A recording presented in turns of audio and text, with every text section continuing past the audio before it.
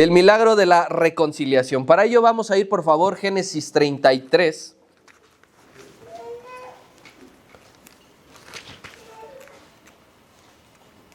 Y vamos a darle lectura de forma alternada a los primeros 10 versículos. Yo voy a iniciar, usted me ayuda con el 2 y así sucesivamente. Así que espero a que la gran mayoría estemos posicionados en Génesis 33, así que usted me avisa. Amén. Voy a comenzar. Dice así la palabra de Dios, el encabezado dice reconciliación entre Jacob y Esaú. Alzando Jacob sus ojos, miró, y he aquí venía Esaú y los 400 hombres con él. Entonces repartió él los niños entre Lea y Raquel y las 2 siervas. Y puso las siervas y sus niños delante, luego a Lea y sus hijos, y a Raquel y a José los últimos. Y él pasó delante de ellos y se inclinó a tierra 7 veces, hasta que llegó a su hermano. Pero Esaú tomó a un encuentro, y le abrazó, y se echó sobre su cuello, y le besó, y lloraron. Y alzó sus ojos, y vio a las mujeres y los niños, y dijo, ¿quiénes son estos? Y él respondió, son los niños que Dios ha dado a tu siervo. Luego vinieron las siervas, ellas y sus hijos, y se inclinaron. Vino Lea con sus niños y se inclinaron. Después llegó José y Raquel y también se inclinaron. Y Esaú dijo, ¿Qué te propones con todos estos grupos que has encontrado? Y Jacob respondió, el hallar gracia en los ojos de mi Señor. Y dijo Esaú, suficiente tengo yo, hermano mío, sea para ti lo que es tuyo. Y dijo Jacob, no, yo te ruego, si he hallado la gracia en tus ojos, acepta mi presente, porque he visto tu rostro como si hubiera visto el rostro de Dios, pues con tanto favor me has recibido. Amén. Hasta allí, mi querido hermano, el milagro de la reconciliación. Usted lee en casa los restantes 10 versículos que quedan de la historia, porque hasta esta parte del versículo número 10 ocupamos. Recuerde que no estamos estudiando específicamente los relatos, sino nos centramos en el milagro. Y este es un tipo de milagro, vamos a llamarlo diferente, porque quizá no es tan espectacular para el ojo humano como lo puede ser una sanidad física, que alguien vea cómo el Señor sanó a alguien de cáncer, puede ser. Este tipo de milagro quizá no es tan anhelado, tan pedido como puede ser un milagro económico en el que le pedimos al Señor que nos muestre su poder y su favor. Pero lo que sucede aquí es que Dios también está obrando y también está mostrando su poder y siempre lo hace. Hay un milagro siempre que hay una reconciliación. Para iniciar, vamos a revisar un poco la cuestión geográfica de dónde acontecieron los hechos. Yo traigo una serie de mapas, mi hermanito Aarón, si me ayuda con el primero. Traté de hacerlo un poquito lo más grande que se pueda para que entendamos nosotros. Recuerda entonces que Jacob ya salió de Harán, viene de regreso. Mahanaim, donde empieza donde veíamos hace 8 días que es 2 campamentos, justo en esta zona. Aquí en Mizpa es donde Labán viene a su encuentro, justo en esta zona. Esto es lo que después le correspondería a la tribu de Galad. Aquí es Mahanaim, aquí es el río Jaboc, lo que nos mencionaba nuestra hermanita Carmen, ¿sí? Que es aquí donde cruza a toda su familia Jacob para quedarse a solas y aquí es donde, en Peniel, donde se le aparece el Señor y donde tiene la lucha, y justo aquí en esta zona es donde va a ocurrir el milagro con su hermano, porque Jacob viene de aquí. Jacob viene de acá, y Esaú viene de acá. El siguiente mapa también nos lo deja un poquito más claro. Aquí viene a color. Aquí es donde se va a dar el encuentro entre Jacob y Esaú. ¿De acuerdo? Y el último mapa. Aquí es donde empezó literalmente todo el recorrido Jacob. Él salió de Beerseba, ¿se acuerda? ¿Sí? Él hace una parada técnica en Betel, ¿se acuerda? Que es donde cambia, donde ve la escalera, y luego sube hasta llegar a Harán, donde pasa 20 años y luego desciende y volvemos a lo mismo. Aquí en Mahanaim los 2 campamentos, aquí el río Jaboc y aquí en Peniel donde ve el rostro de Dios, donde pelea con el Señor y donde va a ocurrir el milagro. Es aquí. Yo quiero ubicarlo geográficamente para que no nos perdamos.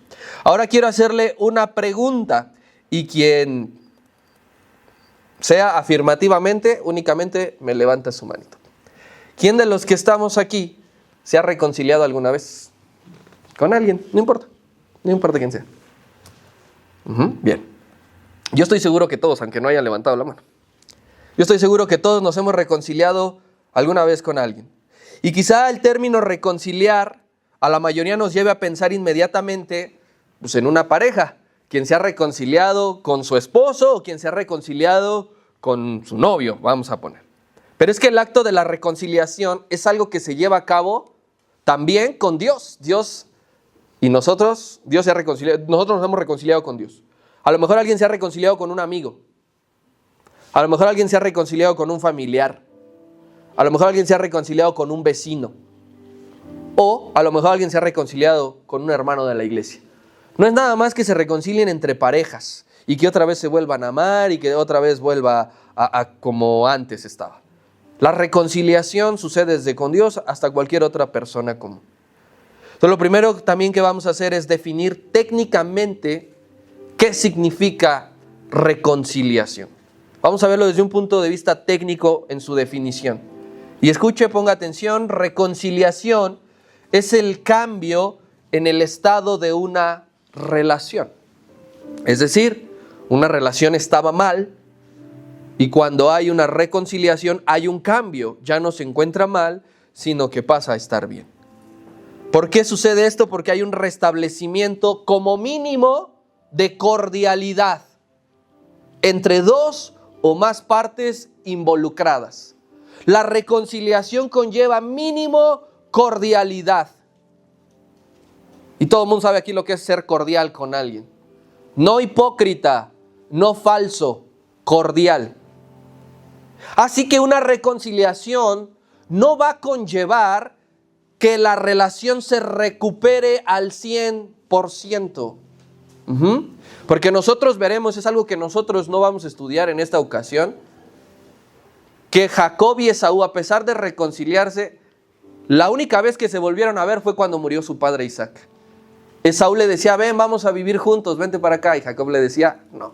Entonces, no es necesario, querido hermano, que en la reconciliación todo quede como antes de lo sucedido.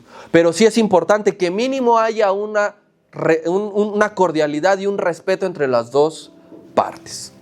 Ahora, yo le pregunto, ¿es fácil reconciliarse?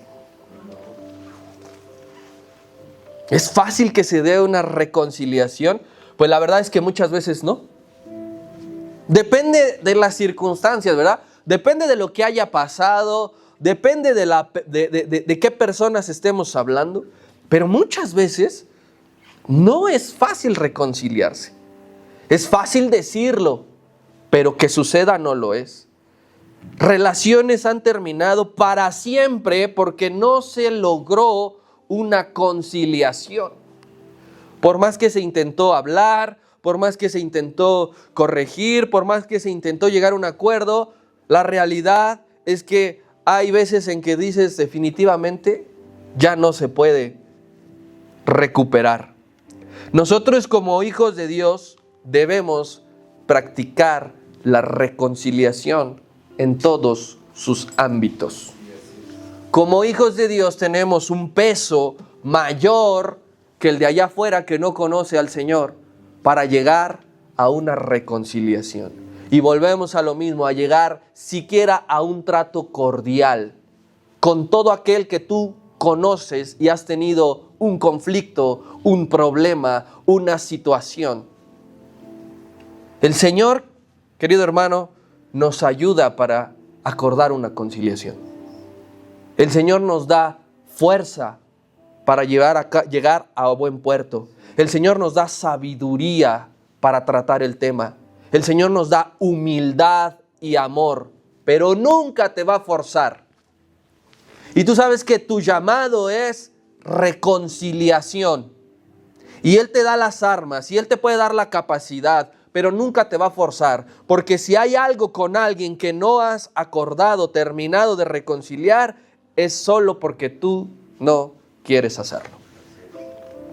Seamos honestos, mis hermanos, y reconozcamos que a veces nos tocará ser Jacob. Es decir, ir a pedir perdón. A veces, para que se dé una reconciliación, me tocará ser Jacob. Es decir, hacer lo que fuera necesario. Jacob cruzó ríos, montañas, valles, por irse a encontrar. A veces te toca hacer algo. Moverte y pedir perdón. Y otras veces te toca hacer Esaú.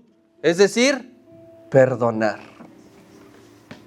Así que aquí nos va a tocar a todos, sea que seas Jacob o sea que seas Esaú.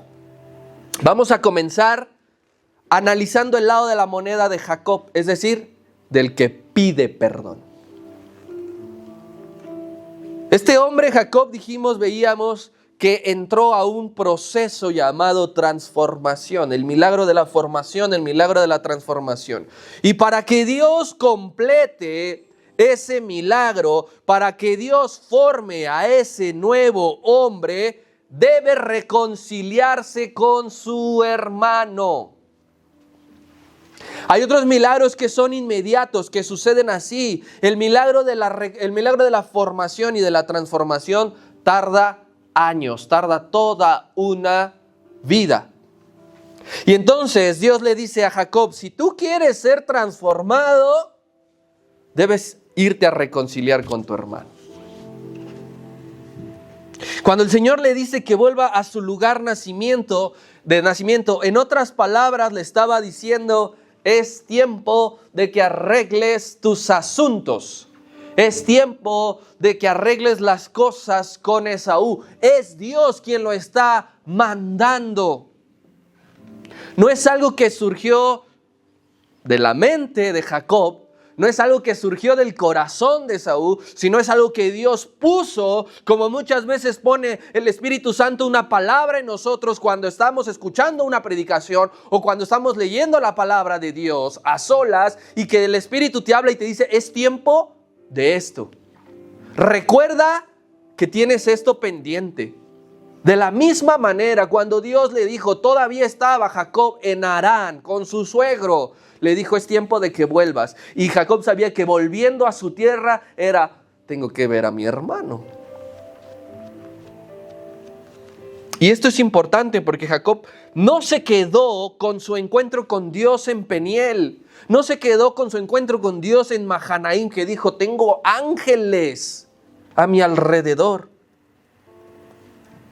Eso es lo más fácil y lo que nosotros podemos catalogar como lo más padre, tener una experiencia con Dios. Venimos a la congregación, sentimos su presencia, Él nos habla, pero después tenemos que hacer lo que hizo Jacob, ir a enfrentar la situación.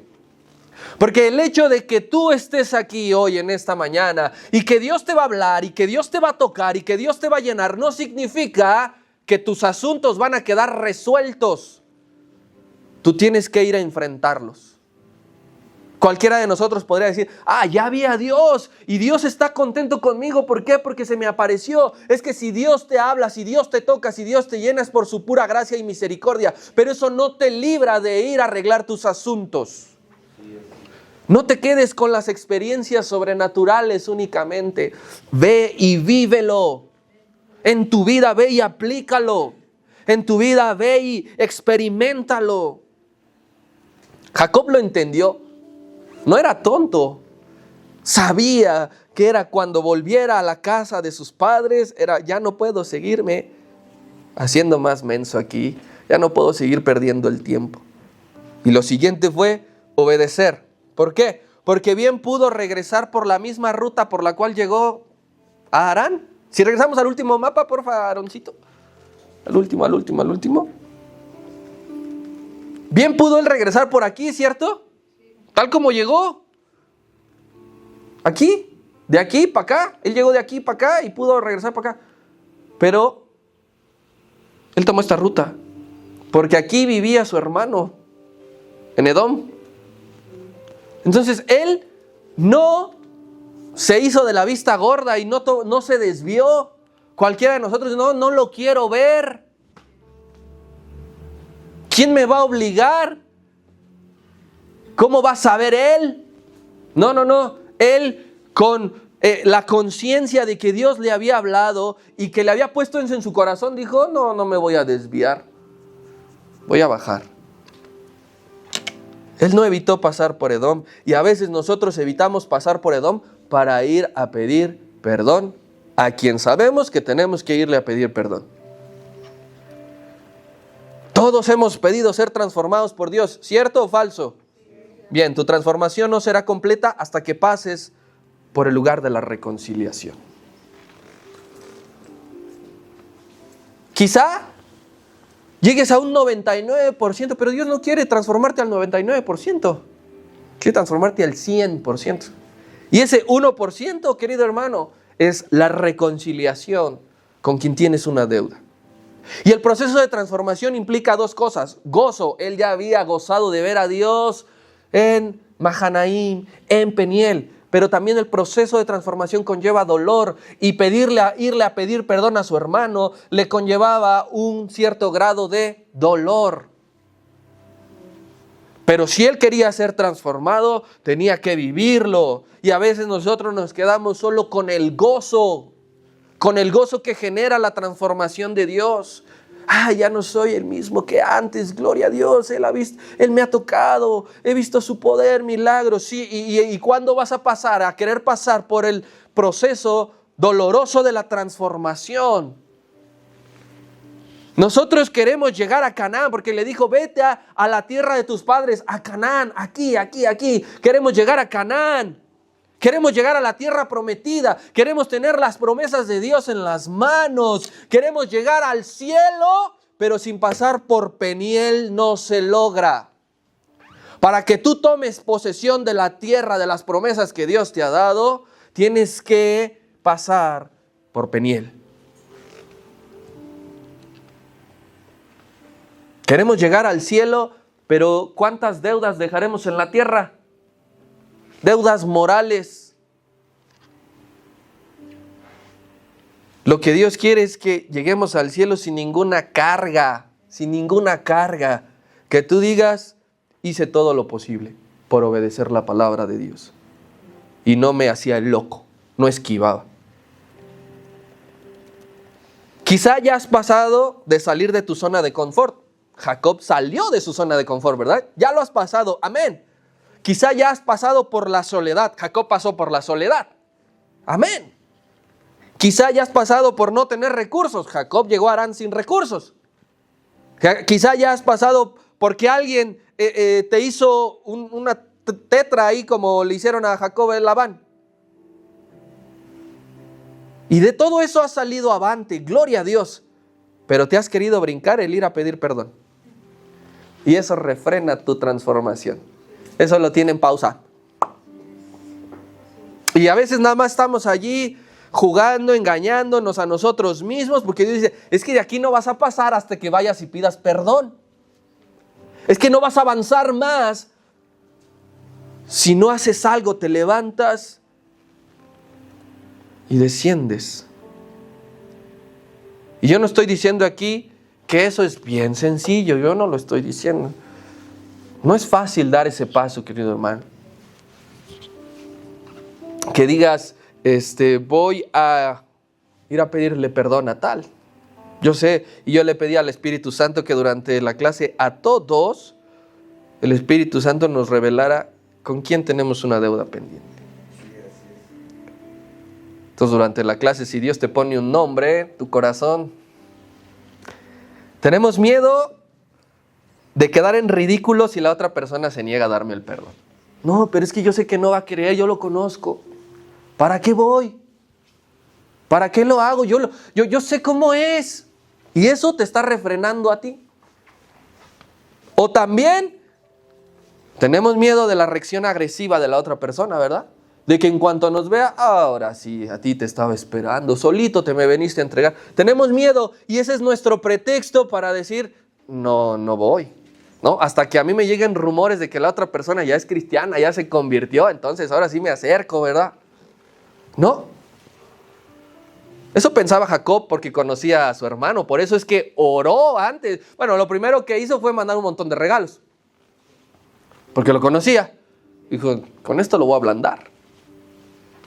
Y cuando regresaron los siervos dijeron, ¿qué crees? Ahí viene y con 400. ¡Ay, nanita! Con 400 hombres no van nada más para saludar, ¿verdad? ¿Cuál era su intención todavía de Saúl hasta ese momento? Cobrarse venganza. Y entonces, ¿qué es lo que hizo Jacob? Orar al Señor.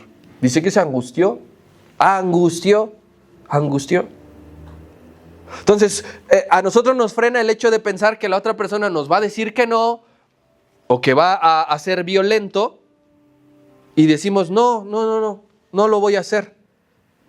Jacob empieza a orar y dice, Señor, tú sabes que mi hermano es sanguinario, es hombre de casa, es violento, le gusta la sangre y tiene el temperamento bien fuerte.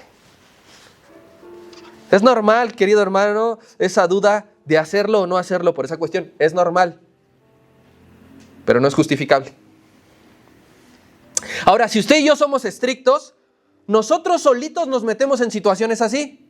Porque no habría necesidad de pasar situaciones iguales, de ir a pedir perdón, si tan solo no actúas mal con una persona. ¿Pero por qué tienes que irle a pedir perdón? Pues porque primero decidiste actuar mal con una persona. Así que si tú no quieres, querido hermano, pasar situaciones de miedo, de vergüenza, de humillación, pues no te comportes mal con nadie. Pero esa parte sí nos gusta. El hecho de hacerle algo a alguien sí nos gusta. Y allí no pensamos entonces que lo que estamos adquiriendo es una deuda moral.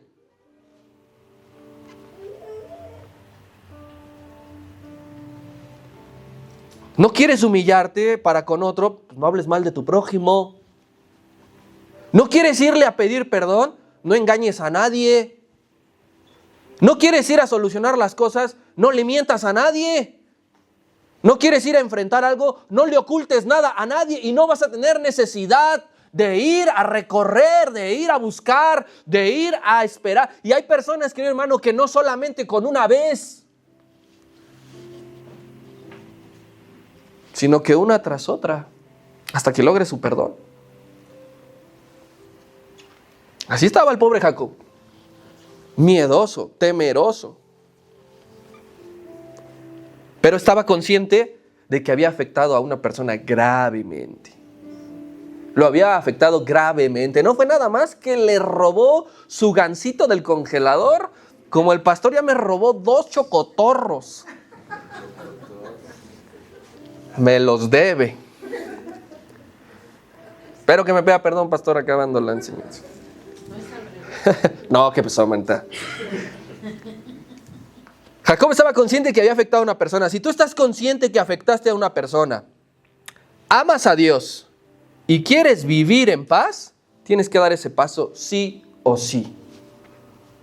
Sí o sí.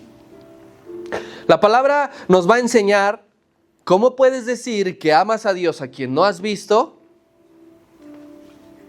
si no puedes amar a quien ves. Entonces tú dices, no, la verdad, sí la regué con esta persona. No, la verdad, no actué bien, lo hice consciente, con toda la intención. Yo sabía que estaba mal y aún así lo hice. Y tú dices, pero amo a Dios y quiero vivir en paz. Debes de ir a reconciliarte. Jacob dio pasos de fe al ir a ese encuentro. Él solito dijo, voy a ir. Jacob no tenía un ángel atrás con la espada desenvainada, picándole la espalda para decir, mira, si no vas, te la entierro. No. Hay que dar pasos de fe, hermano. Ese es el primer fruto de arrepentimiento, porque esa es la palabra, es lo que nos enseña la palabra. No basta con sentirte mal con lo que hiciste. No basta solo pedirle perdón a Dios, porque en ese nivel nos quedamos, ¿verdad? Y decimos, perdóname, Señor, por esto que hice. Cuando hemos pecado contra Dios, claro, la cuestión es directa, pero cuando has pecado contra tu hermano, tienes que irle a pedir perdón sí o sí a tu hermano. Porque Él nos manda a tener cuentas claras. Frutos dignos de arrepentimiento. A ver, ¿cómo me muestras que estás arrepentido si ni siquiera me has pedido perdón?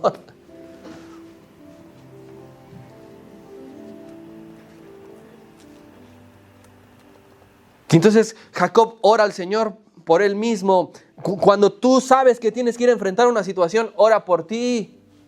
Y dile, Señor, dame valor. Señor, dame la humildad. Necesito el amor sincero para dar el paso que me estás pidiendo que haga.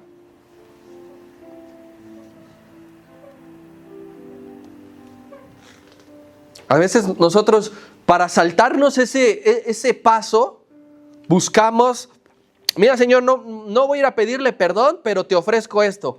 Con nuestras ideas y nuestras estrategias, queremos nosotros conseguir el perdón de alguien. Y no hacerlo de la forma bíblica. Jacob cayó en eso. Mira el versículo número 1 y número 2 de Génesis 33. Jacob cayó en sus estrategias antes de enfrentarse con su hermano. Dice el 33:1, Jacob alzó sus ojos y miró, ahí viene.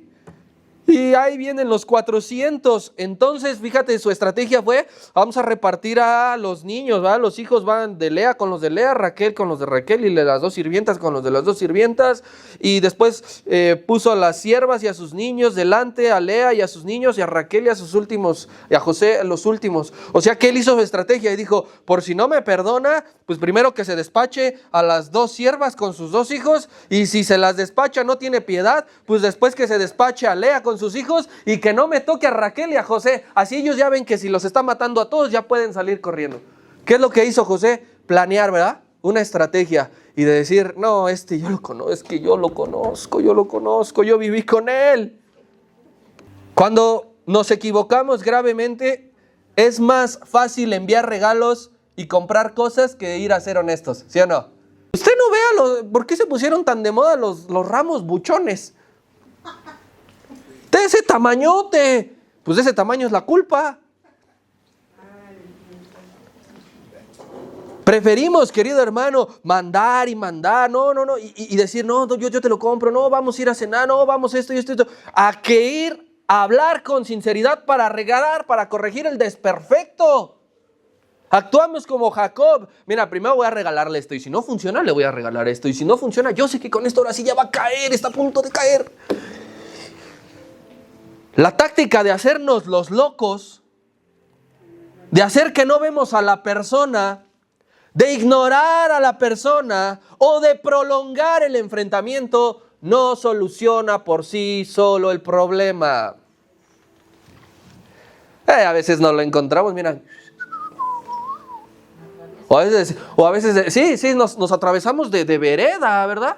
Nos cambiamos, ¿por qué? Por el hecho de no irlo a enfrentar. O yo sé que se mueve en tal lugar, en tal hora, y dejo de frecuentarlo. Y nos hacemos locos. Y el problema no se va a solucionar así. Jamás. Usted y yo tenemos que entender, en madurez espiritual, que el tiempo no lo cura todo. Y menos si es algo grave. Porque a veces la gente dice, se expresa, es un dicho popular que ellos tienen, ¿no? El tiempo lo cura todo. Mentira. Habían pasado 20 años y ya había curado algo. Nada. Imagina cuántas noches Esaú repetía todo el tiempo, no más que me encuentre a mi hermano, por 20 años.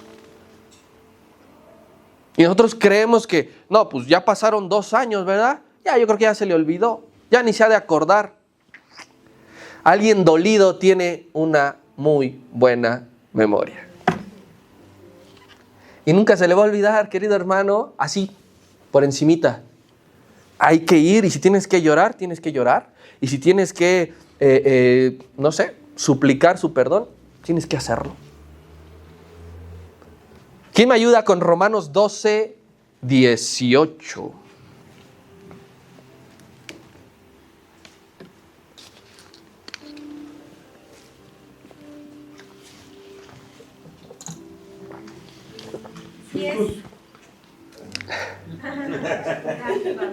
Uno nomás. Es posible, en cuanto dependa de vosotros, estar en paz con todos los hombres. Amén. Gracias. Si es posible estar en paz con todos en cuanto dependa de ustedes, de cada uno. O sea, a veces no hacemos todo lo posible por estar bien con alguien. Nosotros no hacemos lo posible. ¿Y qué es hacer lo posible? Ir a hablar y a decir, pasó esto, hice esto, cometí esto, dije esto. Eso es hacer lo posible. Está diciendo ahí el apóstol Pablo, haz lo posible. Porque entre líneas entendemos, Dios hará lo imposible. Pero queremos que Dios haga lo posible y lo imposible. Pero Dios no va a hacer lo imposible si tú no haces lo posible.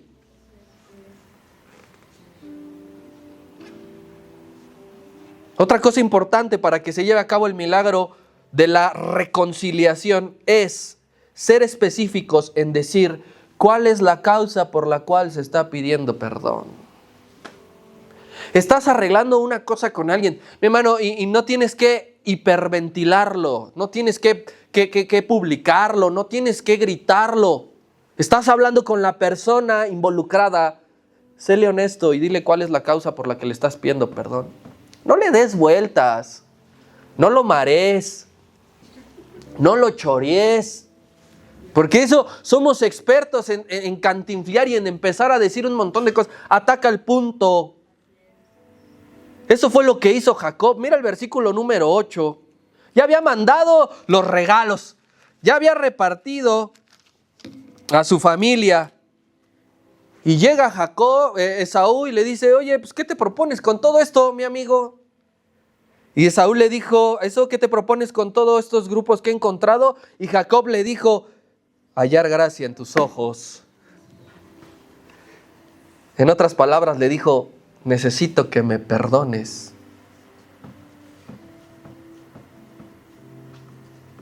Un saludo, hermano, solo es un curita, pero no alivia nada. No alivia nada. Aquí el pobre Jacob estaba como temblando, a ver en qué momento me saca el filetero, me dice guarda este fierro. Él dice necesito, mírame, necesito que me perdones la vida. Yo sé lo que te hice. Obviamente aquí no viene todo el diálogo, hermano, pero no se quedaron estas palabras nada más. Yo sé que te engañé, yo sé que te robé la primogenitura, yo sé que todo esto era para ti, yo sé que usé tu ropa en complicidad con nuestra madre. A la persona correspondiente debes confesarle genuinamente la situación y no solo eso, hacer cambios específicos en tu conducta. Porque de nada va a servir que tú vayas y le ofrezcas perdón si al día de mañana vas a hacer lo mismo. Aquí se trata de hablar como personas, no somos animales, somos seres racionales. Si tú dices, ya le fui a pedir perdón, que no es cosa fácil, bien, el siguiente paso es, haz cambios en tu conducta para que no vuelvas a hacer lo que hiciste. Un borracho que dice, de verdad que no lo vuelvo a hacer. ¿Y qué hace la siguiente quincena? Toma. O aquellas parejas tóxicas que se pelean, que se gritan, que se pegan y después se acaban abrazando y dicen, no, ya no va a pasar, es que me prometió que ya no, y que no, ¿y cuál? ¿Qué tienes que hacer? Cambios específicos en tu conducta para que ya no tengas que irle a volver a pedir perdón y pasar por una situación tan humillante como esa. Dice la palabra que el que confiesa sus pecados y se aparta, alcanza misericordia. ¿Por qué? Porque confesamos el pecado, pero no nos apartamos. Y así no alcanzamos misericordia. Tú dices, ya le pedí perdón y me voy a esforzar por ya no hacerlo. Y tienes que ponerle toda la galleta para que ya no pase. No nada más, es que quiero conseguir su perdón, quiero que me vuelva a hablar, quiero que regresemos, quiero que esto y que lo otro. No volver a hacerlo. Lo imposible Dios lo hará, por eso no te puedes ni te tienes que preocupar. Porque lo imposible Dios lo hará. Lo hará. Él ablanda los corazones más duros de aquel que le tienes miedo, de aquella que dices, no, se va a reír en mi cara. Dios ablanda los corazones más duros, aún del más violento, aún del más Esaú. Dios ablanda el corazón. ¿Por qué? Porque en su mano están todos los corazones de todos los hombres. Y Dios los cambia cuando quiere y como quiere. Y a veces el cambio que produce en ese tipo de personas es silencioso. Porque nosotros esperamos ver alguna señal de la otra persona para actuar, ¿verdad? ¿No? ¿Qué crees que ya no se prende tan rápido? Ya no es tan fosforito. No. Dios puede estarlo cambiando silenciosamente. Y cuando Dios cambia a alguien, es irreversible el cambio. Irreversible. Eso no depende de ti. Eso no va a ocurrir en la persona si tú vas y le pides perdón. No, eso ya lo habrá hecho Dios antes de que tú le vayas a pedir perdón. No hay ninguna cosa difícil para el Señor, ¿verdad? Ninguna. Así que quiero que veamos solamente en 2 versículos el milagro que Dios hizo en un hombre violento y duro. Necesito 2 manos. Fabi y mi hermano Robert. Fabi, ¿me ayudas leyendo fuerte? Génesis 27:41. Y mi hermano Robert, Génesis 33:4, por favor.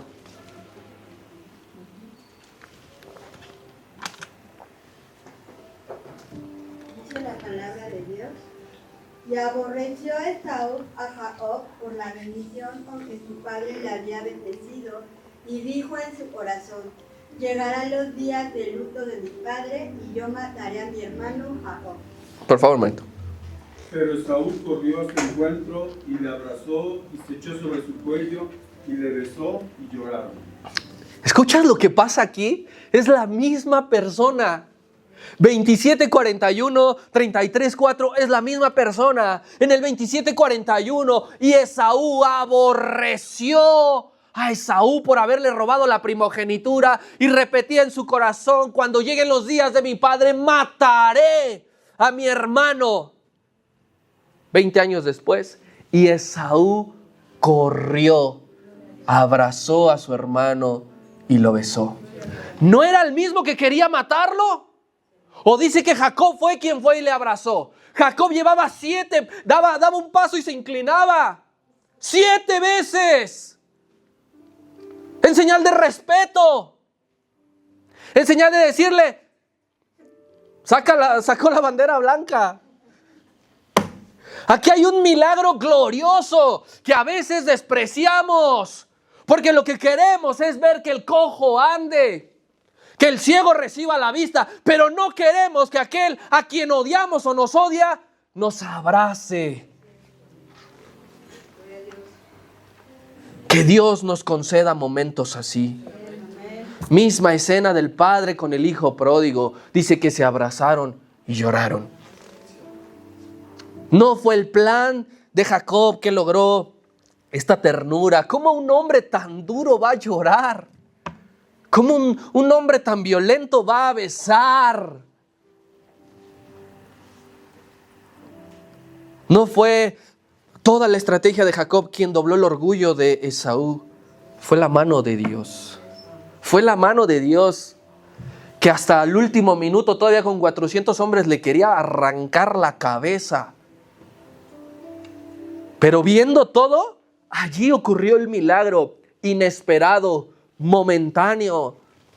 Porque cualquier cosa que tú hagas, irle a pedir perdón a alguien, adorarle, servirle, cualquier cosa que tú hagas sin su intervención, es inútil. Es inútil. Y a lo mejor has dicho: sí, es que ya le fui a pedir perdón, pero lo hiciste a tu modo. No oraste, no pusiste en manos de Dios la situación, que te diera palabras sabias, que calmara tu mente, que oraras por la otra persona. ¿Has orado porque cambie el corazón de aquella persona con la que estás enemistado? ¿Has orado y has pedido?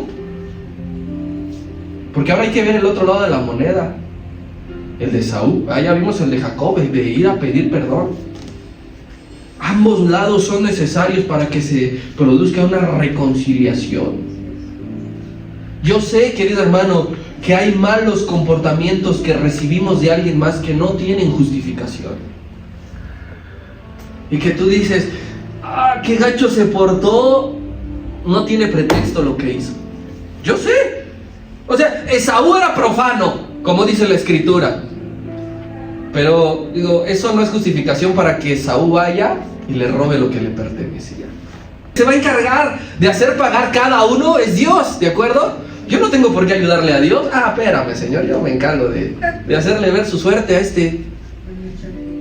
No. Hay comportamientos, hermano. Hay comportamientos que recibimos de la gente que no son justificables. Y estamos en todo nuestro derecho a sentir molestia y dolor. Porque Dios tampoco te dice que no lo sientas, ¿verdad? Pero no podemos dejar que esa sensación se convierta en odio y rencor. Sea lo que sea, yo te estoy minimizando tu sentimiento, no estoy minimizando lo que pasaste, no estoy minimizando lo que hicieron. Yo solamente vengo aquí como un portavoz a decir que Dios nos dice, ojo, porque eso no se debe de convertir en odio y rencor.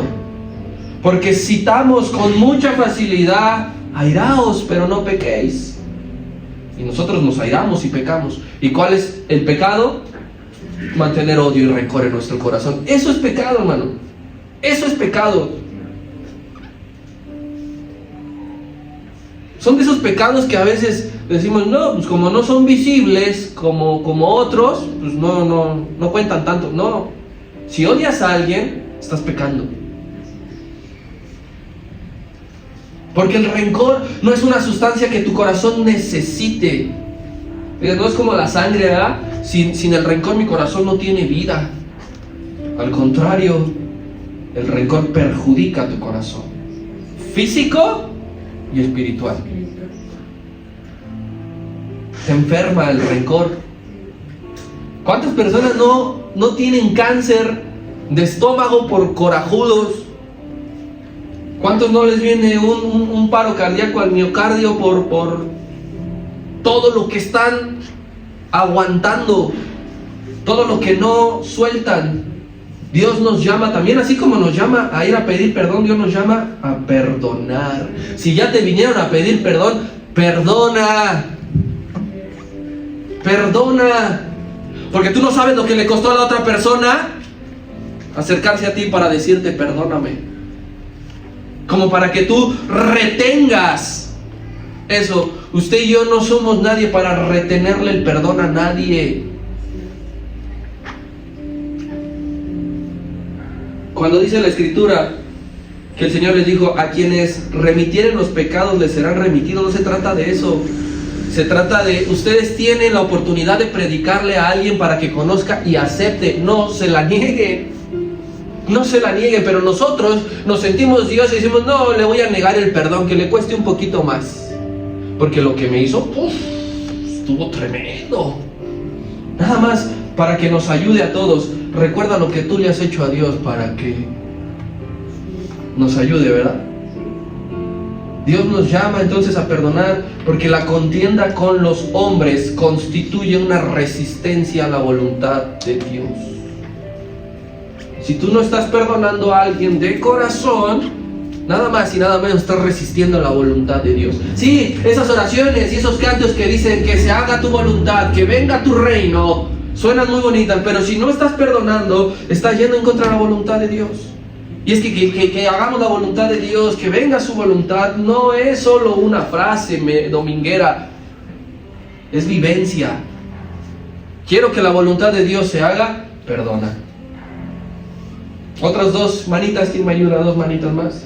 Mi hermanito, ¿cómo se llama? Armando, perdón. ¿Y quién más? Gustavo. Mi hermanito Armando me ayuda Efesios 4:32. Y Gus me ayuda Colosenses 3:13.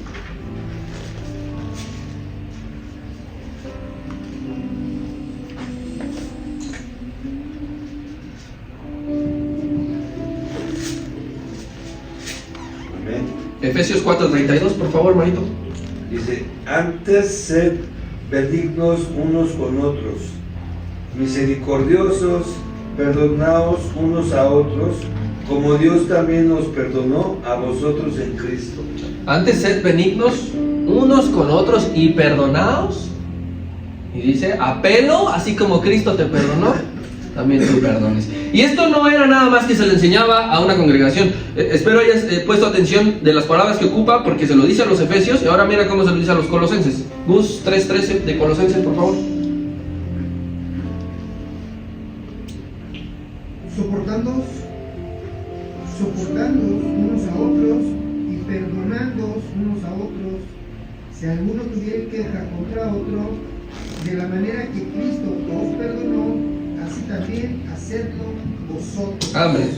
Enseña exactamente lo mismo en todas las iglesias donde estuvo, apelando a la reconciliación mayor con Dios, como Él nos ha perdonado. Ven a mi presencia, así dice el apóstol, perdonémonos, porque la falta de reconciliación va a afectar tu relación con Dios. A lo mejor y ya no sientes la presencia de Dios de la misma manera, ya no escuchas su voz, ya no entiendes las escrituras, ya se te ha olvidado, ya esto, ya lo otro. ¿Por qué? ¿Qué es lo que pasa, Señor? Falta que te reconcilies. Y algunos no experimentan milagros porque no perdonan. Señor, ¿por qué esto? Si llevo días orando, semanas orando, meses orando, ¿por qué? ¿Por qué? ¿Por qué? Si quieres un milagro, si he pedido por esto, no perdonas. Yo te aseguro que el día que te decidas en fe y en amor y por obediencia a Dios a perdonar, el panorama va a cambiar. De tu mente, de tu vista, de tu corazón, de tu alma. El verdadero estado de nuestra alma queda en evidencia en situaciones así. No yo ahorita de cómo estoy enseñando la palabra. Eso no dice mucho.